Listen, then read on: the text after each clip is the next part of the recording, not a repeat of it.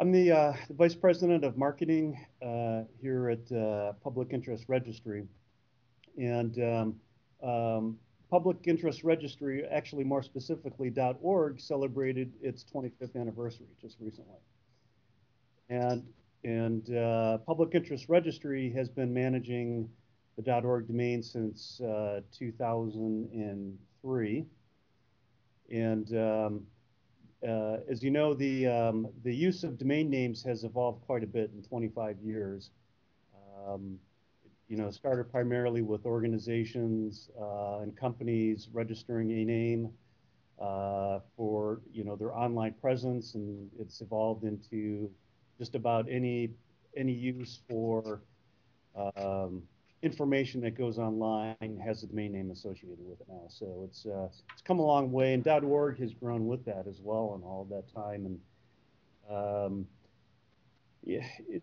it became the place where .com was for commercial organizations, and .org became the home for non-commercial type of organizations. So if you're an individual, a group, a club, not a specific commercial entity, then .org was the place you went to register your domain name.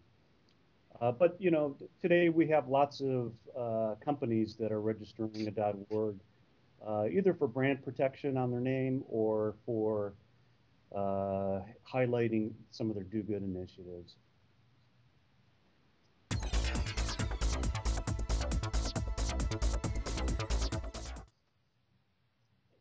There's always the question of, if I register a .com or if I register a .org, am I going to see any different results? And one thing is true, and that is, if the more TLDs you register and have content behind it, the more potential you have for showing up in one or multiple places on that first page of Google search results. So I think organizations are now looking at not just registering other versions of the name and top-level domains for brand protection, but also putting content behind there. So if you were to search on that company name or that product category, for example, you may see more of the search results on that first page reflecting that organization's name. So I think there's a trend of that going on right now. But overall, with regard to org versus com or net, there isn't any specific advantage between those. But one other thing to consider too is, and some organizations are doing this, is if some of your do-good initiatives as a corporation may reside on your .com site, but may be buried many levels deep in your directory, in your website directory, a search engine will only go so deep when they index your site. And if all your do-good initiatives are buried several layers down, then they may not get picked up by a search engine. So that's an opportunity for a corporation to put it on a .org to highlight their do-good initiatives and actually have that indexed by a search engine and become more visible to the public.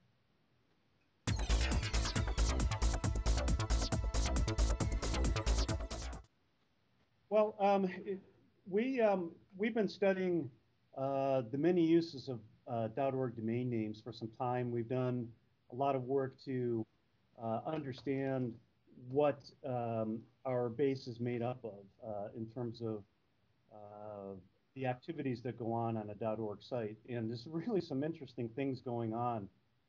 And we really felt that the why I chose was a place for us to share all this information that we're finding.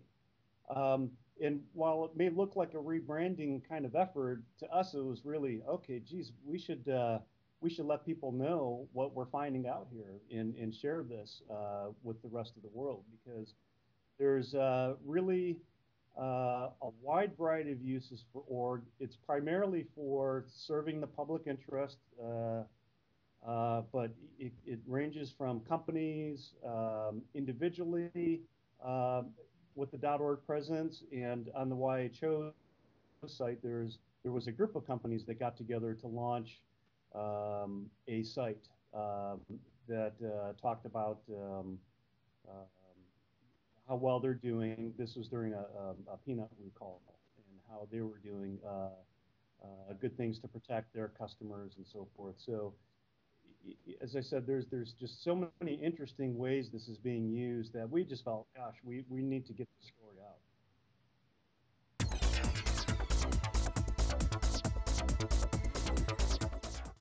Okay, so we can start simple. There's if you go to google.com, of course, you get their search engine. But if you go to google.org, you get to see what they're doing with the community and some of their various community initiatives.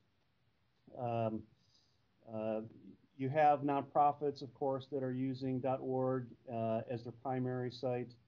Um, but again, typically the things you know and expect to see on a .org, things like what nonprofits are doing, every company or individual seems to have that interest in mind as well. And many of those will go ahead and launch a website. So you could have an individual such as yourself or I that we may feel very strongly about a specific cause. May have had a relative that went through a battle with cancer, so we've decided to put up our own website to help fundraising for American Cancer Society, or our involvement with the various Walk for the Cure kind of programs that are going on. But it's really the power of communication and reaching out to your community for a cause that has driven a lot of people to register a .org website. And again, this includes companies that want to reach out to their community, individuals, or a group of people pulling together to reach out. So there's a lot of stories about individuals that are launching sites. Even in the age of social networks, you have people still wanting to put up a permanent home where they can use all the tools available for composing a very engaging interaction with their community, well beyond what you get with a LinkedIn or a Facebook kind of experience. And that's really driving registrations and the ongoing development of websites.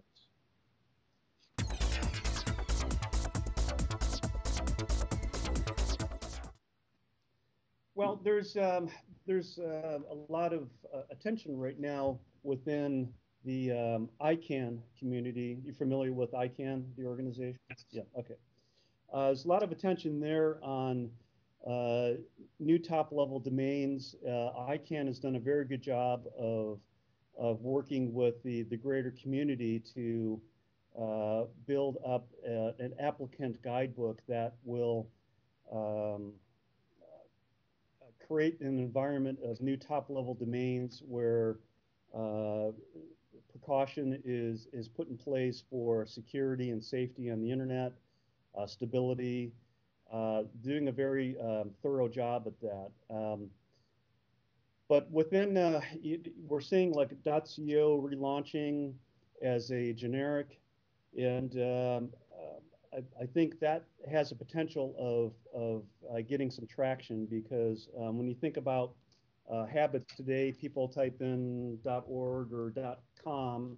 .co is just one letter short of typing in com. So it's the habits of, you type in the .c, the .o, you stop there.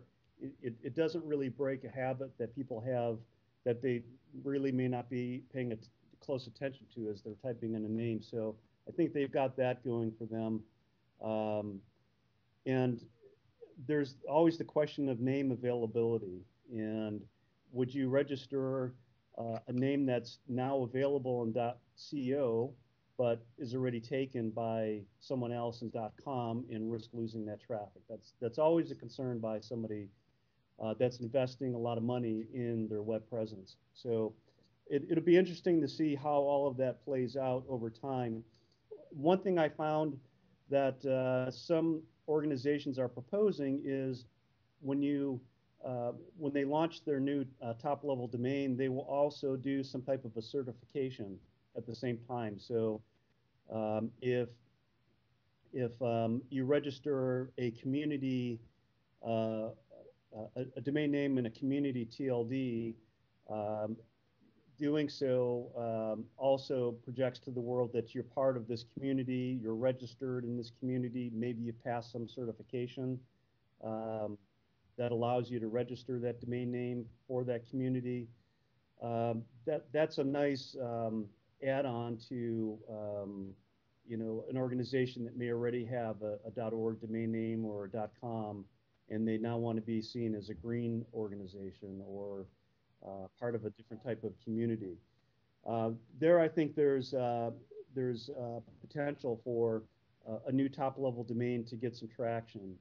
I would hate to see another kind of Me Too top-level domain that's really not any different than what you can do today, but to add something on top of a domain name registration. .music is doing some very interesting things. .tel is doing some interesting things that are a little bit different than a typical use of a domain name that has a way of pulling in people to register and make use of the technology that sits behind that domain.